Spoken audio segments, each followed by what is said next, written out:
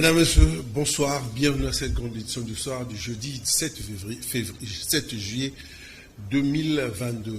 Un invité dans ce journal, M. Jean-Fidèle Boyo et Kangou. Il est coordonnateur de l'intersyndicale au niveau de la santé. Avec lui, nous allons devoir parler de tout ce qui se passe au niveau de ce secteur, les grèves et puis les avancées qu'il y a eu au niveau des assises de Bibois. Monsieur Jean-Fidèle, bonsoir. Bonsoir. Vous allez bien? Merci beaucoup. Ouverture et clôture de la tripartite hier à Luanda, en Angola. Le président angolais et médiateur désigné par l'Union africaine, Joao Lorenzo, a obtenu la relance de la commission mixte RDC-Rwanda. Cette commission aura la lourde et historique tâche de faire renaître la confiance entre Kinshasa et Kigali bien avant les grandes résolutions consacrées à la mise à terme de l'activité militaire des terroristes du M23. Commentaire de Jules Boulembi-Suivi. La tripartite de Luanda sur la situation sécuritaire à l'est de la République démocratique du Congo vient de se terminer ce mercredi soir par l'établissement d'une feuille de route sur la relance de la commission mixte RDC-Rwanda. Après une rencontre à trois, le président Joao Lorenzo, Félix Tshisekedi et Paul Kagame n'ont pas signé de communiqué final, mais ils se sont plutôt exprimés devant la presse venue couvrir cette rencontre. Les trois chefs d'État ont pris l'engagement de maintenir le dialogue et d'amorcer un processus de désescalade entre Kinshasa et Kigali. Cet objectif se fera graduellement via une feuille de route dite de Luanda, axée sur la relance de la commission mixte RDC-Rwanda. Je m'étais entrepris, en tout cas, de tirer un trait sur le passé dès mon arrivée à la tête de la République démocratique du Congo, pour envoyer un signal fort, non seulement au Rwanda seul, mais à tous nos voisins, à toute la région, de mon intention d'avoir des relations désormais tournées vers des échanges profitables à nos pays, à nos populations, et de regarder plutôt vers le développement de cette région qui, à mon sens, est l'une des plus riches d'Afrique, plutôt que de verser dans des tensions inutiles comme on a pu l'observer dans le passé. Donc j'espère vraiment et j'attends de ce processus qu'il apporte le cessez-le-feu immédiat et le retrait de ce groupe du M23, en attendant évidemment que l'on mette en marche la feuille de route qui amènera un processus de paix, de stabilité et de confiance. En veilleuse depuis plusieurs années, la commission mixte RDC-Rwanda ne s'était plus réunie. La première rencontre de cette commission mixte, cadre de dialogue permanent entre les deux pays, est prévue le 12 juillet prochain à Luanda, en Angola. La feuille de route de Luanda, une volonté de normalisation de relations diplomatiques entre Kinshasa et Kigali, elle prévoit aussi la cessation immédiate des hostilités et le retrait immédiat et sans condition du M23 de ses positions en République démocratique du Congo. La feuille de route de Luanda prévoit les retours dans leur pays d'origine de réfugiés et il y est stipulé que toute exploitation des ressources naturelles dans la région doit se faire dans le strict respect de la souveraineté des États. Le vice-président de la Commission défense et sécurité de l'Assemblée nationale, le professeur Jacques Njoli, considère par ailleurs que l'armée congolaise, ou mieux la médiation de Joao Lorenzo, ne peut pas résoudre tous les problèmes du Congo. Cependant, il est essentiel de faire de l'armée congolaise une des plus grandes et importantes du continent en vue de rendre sa diplomatie influente. Le professeur Jacques Njoli réagit en duplex. Il est au micro de Jean-Pierre Njoli suivi. On ne peut pas avancer. Les acteurs politiques à ce niveau doivent négocier, les États ensemble doivent négocier de bonne foi. Et la bonne foi commence d'abord par le devoir de vérité. Et là, la vérité, c'est que le Rwanda a des troupes. Le Rwanda utilise, manipule ce mouvement terroriste et fantoche qui s'appelle M23. Et j'espère que cette approche du président Félix-Antoine Tshisekedi sera reconnue. Deuxièmement, il est important que, après avoir reconnu sa tutelle ou sa présence en tant qu'M23 sur le territoire congolais, que le Rwanda quitte notre territoire, notamment Bunagana. Ce sont deux éléments qui peuvent nous aider à avancer dans les discussions pour l'instauration d'une paix véritable, d'une paix sincère qui n'est pas fondée sur le mensonge, l'exploitation d'aller sur une table de négociation. Mais écoutez, en ce qui concerne la question sur la force ou la faiblesse de l'armée congolaise, eh ben, c'est à nous de nous assumer et de nous donner les moyens pour avoir un outil de défense conforme à nos attentes, à nos intérêts. C'est un devoir collectif si nous voulons être respectés et si nous voulons négocier toujours en position. Mais je crois qu'aujourd'hui, cette armée, quoique rapidement requinquée, est en train de faire beaucoup d'efforts sur le front et à ce moment, elle a besoin de notre soutien à tous. Pourquoi l'Angola? Est-ce que l'Angola a la plus forte armée d'Afrique? Ben, ça c'est vous qui le dites. Oui, Afrique centrale, oui. Peut-être, mais la plus forte armée, c'est celle qui est prête à combattre. Donc nous devons travailler, nous, pour avoir notre armée qui doit être capable de nous faire respecter et de protéger surtout les Congolais, leur intégrité, leur sécurité. Le mot d'ordre lancé par le SINAMED, syndicat national des médecins pour une grève, a été respecté le mercredi 6 juillet en signe de revendication et protestation des différentes promesses du gouvernement pas toujours respectées à l'hôpital de référence de Kinshasa. Les couloirs et pavillons ont sonné creux malgré l'appel au boycott et la grève lancée par le SINECO. Reportage de Raïssa Bola sur les images de Gérès Natouba. Couloir désert, pavillon dégarni à l'hôpital général de Kinshasa, conséquence de la grève décrétée par les SINAMED, syndicat national de médecins. Il entend faire fléchir les gouvernements pour les cas de 6 000 médecins non mécanisés, malgré de nombreux engagements antérieurs pris par les gouvernements via le ministère de la Santé. Hormis les cas jugés urgents, les blouses blanches vont formellement sécher le travail. Le processus a commencé depuis même l'époque du président Kabila, le régime passé. Vous comprenez? Donc, oui, c'est une partie des revendications, mais l'entièreté des revendications n'est pas encore respectée. Raison pour laquelle on a dit que non, bravo pour cette signature, mais nous attendons encore beaucoup. La brèche des négociations est toujours possible, croient les SINAMED. Les boycotts du SIMECO n'aura été qu'un pétard mouillé. Les SINAMED restent toujours ouverts en ce qui concerne les dialogues avec différents ministères pour résoudre tant soit peu le problème des médecins. Non.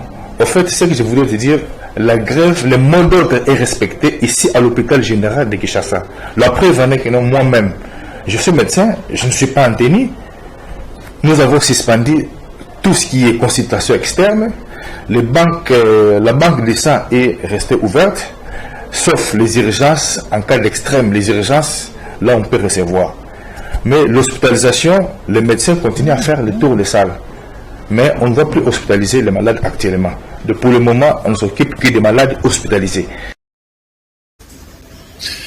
Il a été annoncé de ce journal, M. Jean-Fidèle Boyo et Kangou, il est coordonnateur de l'intersyndicale de la santé. On compte à bonsoir. Oui, bonsoir. Vous venez de suivre le confrère qui vient de passer. Il y a eu Bibois où on s'était dit on va essayer de retravailler pour essayer de rebooster un peu le secteur de la santé. Et là, on revient avec la grève. Comment vous expliquez ça d'abord concrètement? Non, il faut commencer à savoir pourquoi nous étions à Bibois. L'année passée, le gouvernement avait signé un protocole d'accord avec les syndicats de médecins. Et cette année, au mois de janvier, le même gouvernement avait signé le protocole d'accord avec les autres syndicats de professionnels administratifs de santé dont je suis le coordonnateur. Alors, à l'issue de tout ça, le gouvernement avait pris un acte que nous appelons la commission interministérielle, pas un arrêté interministériel. Et il fallait maintenant installer cette commission et il fallait aussi évaluer les différents protocoles d'accord que je viens de citer ici. Et c'est comme ça que nous étions partis à Bibois et nous avons travaillé là-dessus. On a évalué les 2 protocoles d'accord, on a recadré les choses. On s'appelle la mise à jour. Oui, donc, et puis le gouvernement a encore pris d'autres engagements, les résultats qui ont été publiés, c'est suite à cette évaluation. Il est vrai que le gouvernement n'avait pas tout fait et le gouvernement a encore beaucoup à faire. Mais concrètement, en termes de négociations... Est-ce qu'il y a eu des avancées au niveau de Bilbois? Comment vous avez évolué? Il y a eu des faits positifs? Il y a eu les avancées parce que je donne un cas ici. Par rapport au syndicat des professionnels administratifs de santé, il y a eu réduction des écarts. Certainement, il y a eu signature de différentes grilles barémiques qui démontrent la réduction des écarts entre le personnel de santé, en commençant par le médecin jusqu'à l'huissier. Ça, c'est un des résultats, le document déjà signé. Et nous osons croire, tel que promis par le gouvernement, que dans la budgétisation de cette année pour l'année prochaine, ils vont intégrer et que l'année prochaine, ça sera réalisé. Un autre exemple, est-ce que vous le savez, le chef de l'État vient de signer l'ordonnance sur la promotion grade des médecins. Il y a maintenant 30 ans que les médecins ont cherché cette ordonnance, et 30 ans plus tard. Et maintenant, c'est grâce aux travaux de Bilbois que nous venons de sortir. Le gouvernement avait promis que dans quelques jours, le chef de l'État va mettre sa signature et pièce contre pièce, le document est là. Ça dit que ce sont les avancées, mais il y a encore beaucoup à faire. Et nous, comme syndicat, nous demandons au gouvernement de respecter strictement ses engagements. C'est pour l'intérêt, pas seulement des travailleurs, mais pour l'intérêt de la communauté. Mais pourquoi les autres continuent à revendiquer alors qu'il y a des avancées? Donc, de toute façon, à notre niveau, comme coordination intersyndicale, on n'a pas maîtrisé sincèrement les vraies raisons de leurs revendications. Nous osons croire qu'il y avait d'autres matières qui n'ont pas été traitées et qui est estimé c'est traité avec le gouvernement. Nous avons les informations avec preuve que les 3 derniers jours ici, il y a eu des rencontres avec les syndicats des médecins là-dessus. Même ce soir, son Excellence le ministre de la Santé vient aussi de recevoir le syndicat des médecins pour parler en toute vérité le vrai problème. Mais de tout ce qui était présenté au niveau de Bilbois, c'était favorable et acceptable. Tous les syndicats ont participé jusqu'à 30 minutes ou 1 heure, par défaut 1 heure avant la signature de ces avenants de protocole d'accord. Le SINAMED n'était pas avec nous. Nous avons constaté, on pensait que c'était pour des raisons techniques, mais après nous nous sommes rendus compte que c'était des boycotts. Bon, chaque syndicat est autonome, mais les raisons, jusqu'à preuve du contraire, c'est réservé entre le gouvernement et les syndicats des médecins. Un corps sans vie a été retrouvé en début de matinée le mercredi dernier sur l'avenue Fetchi. Nous sommes dans la commune de Makala. Le gros problème qui s'est posé, c'était l'évacuation de ce corps qui a pris beaucoup de temps car les services de la municipalité n'ont pas été performants et rapides. Les choses ont été réglées grâce à la générosité du député national élu de cette commune, Sami Kalonji. Suivez cet élément de Bifikana et Sardou Dimbo. Un corps sans vie a été retrouvé dans la commune de Makala depuis le lundi 4 juillet sur l'avenue Féchi. Les défunts étant malades a été intercepté le dimanche 3 juillet 2022. Contactés notamment par les chefs d'Iri, ces derniers ont demandé à cette personne les coordonnées. Il les a orientés sur l'avenue Congo numéro 5 dans la commune de Makala. Arrivés sur l'avenue Congo de la commune, les occupants de la parcelle n'ont pas reconnu la personne souffrante retrouvée sur l'avenue Féchi. Arrivé les jours suivants, lundi 4 juillet, il est décédé. Après le décès, la municipalité de Makala n'a fait aucun effort pour évacuer à temps la dépouille qui est restée jusqu'au mardi 5 juillet. C'est grâce au député provincial de la commune de Makala, Sami Kalonji, de passage sur les lieux, a vu les corps et appelé le bourgmestre de Makala pour venir évacuer les corps. Le bourgmestre de cette municipalité est arrivé tardivement et a marqué la dépouille à bord de sa jeep pour acheminer à la mort de Ngondo Maria. Je déplore les comportements méchants de nos autorités municipales. Je ne peux pas accepter qu'un corps puisse traîner plus de 24 heures alors que le bourgmestre de la commune était informé. Vraiment, c'est malheureux. Je suis venu pour m'associer avec la population pour que nous puissions évacuer les corps, soit enterrés, soit amenés à la mort. Et malheureux aussi, on m'apprend que les services de Croix-Rouge ont appelé nos amis de la mort de Ngondo Maria. Ils ont dit qu'ils ne peuvent pas recevoir les corps parce qu'ils ont plein des indigents là-bas. Je demande au gouverneur de la ville de pouvoir prendre des dispositions idoines pour libérer les indigents dans le morgue, afin que les morgues soient désengorgés pour recevoir d'autres corps. Les administrations de toutes les communes de la ville de Kinshasa ne remplissent pas leur rôle de la gestion des entités de base. Souvent, elles interviennent en retard. C'est ce qui s'observe actuellement à Makala, où plusieurs corps des indigents ne sont pas pris en charge à temps réel. Cela entraîne beaucoup de conséquences. Le président du parti des Verts, Alliance écologiste congolais, Didas Pembe, et les membres de son parti ont été reçus, certains autres partis, à la commission électorale nationale indépendante dans le cadre de la campagne de sensibilisation que la centrale électorale est en train de lancer pour le succès des élections générales en 2013. Le vice-président de la CENI, Didi Manara, était l'interlocuteur du parti AECO. Alain Oka pour les détails.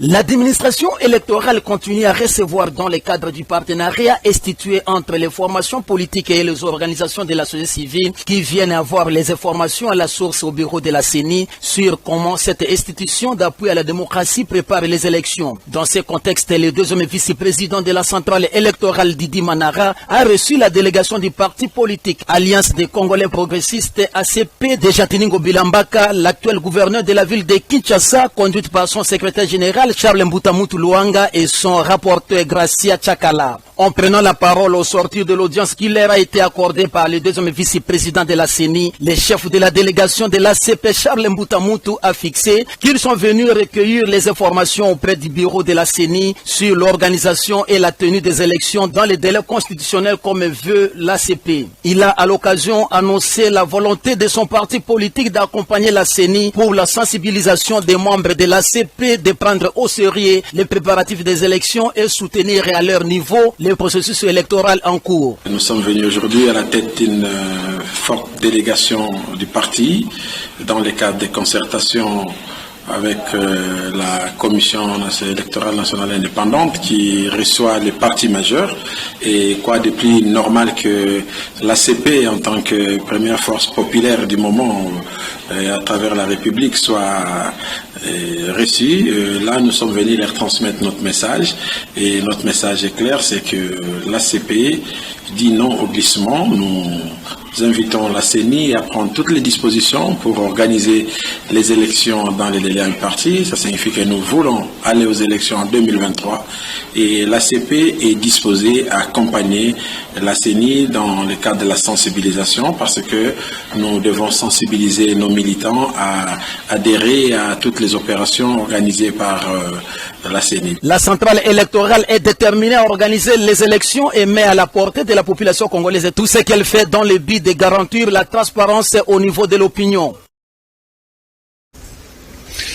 C'était plutôt l'ACP à la CENI. Le président du parti des Verts, Alliance des écologistes congolais, AECO, Didas Pembe, membre de son parti, ont été reçus certains autres partis à la Commission électorale nationale indépendante dans le cadre de la campagne de sensibilisation que la centrale électorale est en train de lancer pour le succès des élections générales de 2023. Ils ont été reçus par le président de la CENI, le vice-président de la CENI, Didi Manara, qui a été l'interlocuteur du parti AECO, Alain Oka, pour les détails suivis.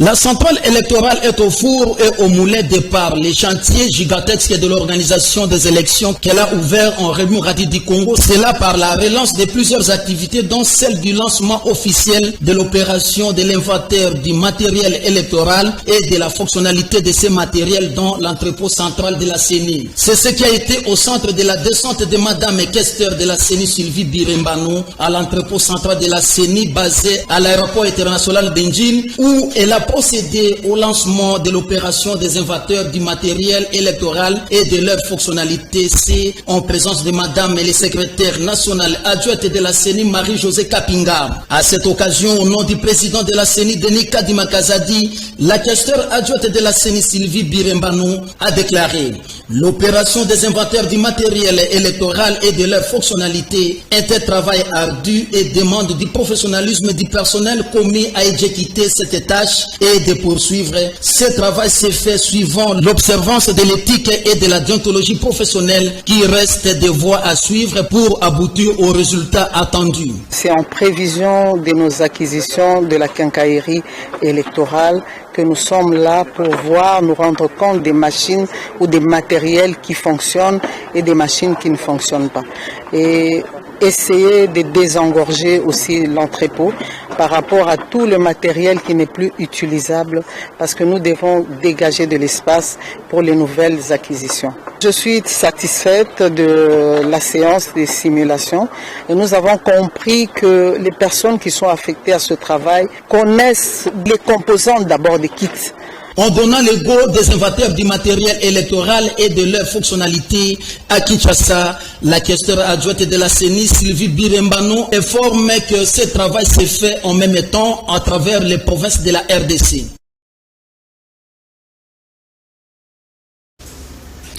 Oui, je reviens à vous, M. Fidel Boyo, et quand je rappelle que vous êtes coordonnateur intersyndical au niveau de la santé, nous sommes en train de parler des problèmes qui sont en train d'évoluer au niveau de ce secteur. Mais qu'en est-il exactement de la question de 6 000 médecins non mécanisés actuellement? Non, le problème, il faut le considérer dans sa dimension globale. Vous savez qu'il y a plusieurs catégories de professionnels ou de personnels de santé. Dans les assises de Bibois, il a été dit clairement que dans 60 jours, il y aura les actes administratifs qui seront prises pour... Dans 60 jours. Oui, dans 60 jours. C'est pas seulement pour les médecins, mais pour toutes les catégories professionnelles dans le secteur de santé.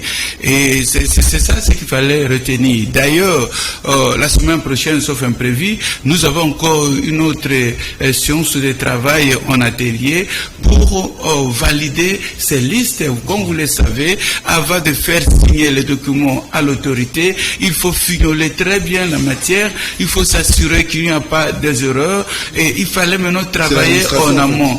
Donc, comme nous sommes dans une commission interministérielle, la semaine prochaine, nous aurons un travail à faire avec le gouvernement pour analyser cas par cas les cas qui méritent la promotion grade.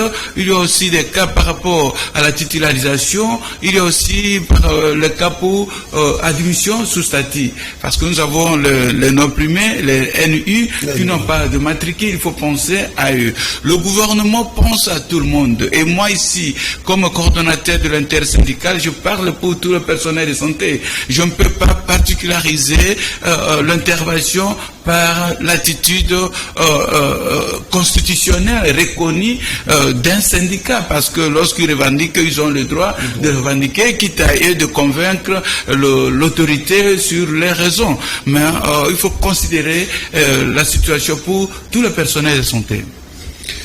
Les conclusions un peu plus satisfaisantes de la deuxième revue du programme économique du gouvernement, appuyé par le fait qu'ont constitué l'essentiel de la conférence de presse conjointement animée par les ministres congolais des Finances, celui du budget et la Banque centrale du Congo et le représentant résident du Fonds monétaire international, compte rendu Jules Boulembi et Yves Eloalo. En ce qui concerne les finances publiques, l'exécution du budget de l'État au 30 juin 2022 est relativement satisfaite dans un contexte de fragilité marqué au niveau international par les effets de la guerre en Ukraine et au niveau national par les effets de la guerre à l'est de la République démocratique du Congo. La performance avérée concernant la mobilisation des recettes domestiques occasionnée notamment par l'embellie des cours des produits miniers et la poursuite des efforts du gouvernement pour la mobilisation accrue de recettes publiques. Lorsque l'on garantit la stabilité macroéconomique, le taux de change, l'inflation plutôt maîtrisée, eh bien, on facilite le calcul économique pour ceux qui entreprennent. Ce qui est sûr, c'est que nous avons des réformes dans tous les secteurs. Quatre retombées de cette deuxième revue, c'est d'abord le décaissement immédiat de 203 millions de dollars d'appui à la balance de paiement qui vont conforter les réserves d'échange à la Banque centrale du Congo. C'est aussi l'accélération de l'utilisation de DTS avec un décaissement supplémentaire de 211 millions de dollars en faveur du programme de développement local de 145 territoires. Aujourd'hui, ce que nous faisons comme effort sur les routes, qu'elles soient asphaltées ou non asphaltées, c'est jamais vu. sommes en train d'ouvrir énormément de chantiers à travers le pays parce que nous savons que tout ça, c'est lié aussi à la capacité de produire et d'échanger, de ramener les produits vers les centres de consommation. Concernant le secteur monétaire, la conclusion de la deuxième revue donne droit à un tirage immédiat d'un montant de 203 millions de dollars au titre d'appui à la balance de paiement. Ce financement permettra de conforter davantage le niveau des réserves officielles de la République. L'économie de la RDC fait preuve d'une très bonne résilience. On a eu plus de 6% de croissance l'année dernière en 2021 et cette année, malgré cet environnement difficile, on est encore sur cette tendance de l'ordre de 6% pour 2022. La poursuite de la stabilité et du taux d'échange reste le fruit de la coordination des actions menées par les... Le secrétaire national du mouvement des personnes Congo en charge de nouvelles technologies antiques, Héritier Mpiana, a organisé le jeudi dans la ville de Kisangani, dans la province de la Chopo, une marche de soutien aux forces armées congolaises. Commentaire de Prince Yambouy suivi.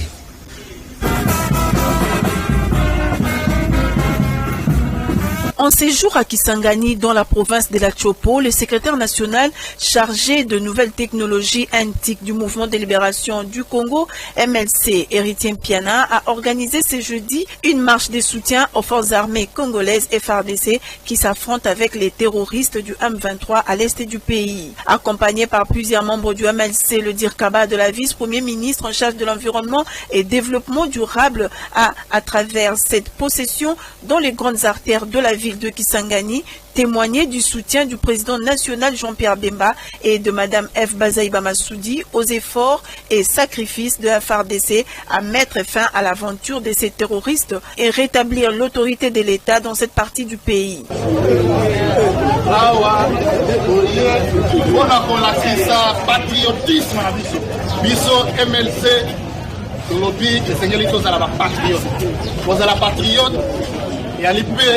kozala sima ya mapinga na biso baye bazali kobunda bakobunda na este ya mboka na biso ndeti na nini biso nyonso tolobi tokotikala sima te biso nyonso tozala sima ya FARDC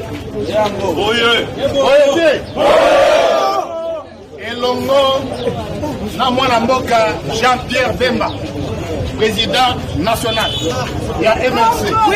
Pe elongo na mama na biso mama Bazaïba tolobi tokotika la kimia te tokozala biso nyonso elongo na ba FARDC. Cette marche s'est soldée par les dépôts d'un mémorandum au gouvernorat de la ville de Kisangani sous une forte mobilisation. 62 ans après les historiens continuent de déceler les faiblesses et révéler les forces. Selon Stanley Ekambe Isekangi, analyse des questions liées aux sciences historiques, l'indépendance de la RD Congo constitue un véritable gâchis. Le seul point fort de cette indépendance est l'unité de tous les Congolais autour de la non-balkanisation du pays de Patrice Emery Lumumba. Il est au micro de Clavier à la Diakou suivi. Évoquant la paralysie de plusieurs secteurs de la vie nationale, l'historien congolais Stanley Ekombe Isenkangi qualifie de véritable gâchis les 62 ans d'accession de la RDC à la souveraineté nationale et internationale. 62 ans après, c'est du gâchis. Le pays a reculé fortement par rapport aux attentes de la population des Congolais de cette ère nouvelle qui s'ouvrait. Lorsque nous passons notre temps à détourner l'argent public, ça ne date pas d'aujourd'hui, ça date de longtemps. Lorsque nous passons notre temps à mettre en œuvre des projets que nous n'achevons pas, combien de chantiers de l'État sont restés inachevés? Par ailleurs, l'unité de la population congolaise autour de la non-balkanisation du pays de Patrice Emery Lumumba est à classer dans l'actif de l'indépendance de la RDC 62 ans après. Mais, on ne peut pas dire que tout n'est que noir. Le pays, depuis 60, jusqu'à ce jour, fait l'objet de multiples tentatives de démembrement, balkanisation, pour utiliser les termes consacrés, mais ces multiples tentatives se heurtent à une volonté, la volonté du peuple congolais de rester uni en dépit de nos vicissitudes. Mais à un moment donné, les Congolais se lèvent pour dire non à la division du pays. En peu de monde, ça arrivait pratiquement à la fin de M. Joseph, la couverture santé universelle initiée par le chef de l'État. Ah oui, nous disons merci au président de la République, chef de l'État, l'homme selon le cœur des travailleurs, pour la détermination de la couverture santé universelle. Et nous rassurons ici que tout le personnel de santé, médecins, infirmiers, administratifs, ainsi de suite, sont debout pour accompagner cette vision pour l'intérêt de notre communauté. Et ici, nous demandons aussi au gouvernement de mettre en application tout ce que nous sommes dit à partir de Bibois, les résultats de nos protocoles d'accord, parce que ça vaut la peine pour que les travailleurs soient motivés. Ceci permettra certainement la réussite de la vision du chef de l'État pour la couverture santé universelle. Merci beaucoup, M. Jean-Fidèle Boyo et Kangou. Je rappelle que vous êtes coordonnateur de l'intersyndicale de la santé. Merci beaucoup. C'en est fini pour ce soir. Jean-Pierre Njodji a coordonné cette édition. Rodi Load était à la caméra. Freddy Takili à la réalisation. Le prochain rendez-vous est pris à minuit et puis demain à 7h pour la rediffusion. Joël était à la régie finale. Moi je vous dis merci. La rediffusion c'est à minuit comme je dis. Et puis demain, vendredi à 7h, toujours sur la même chaîne, Kalankin, la télé-vérité.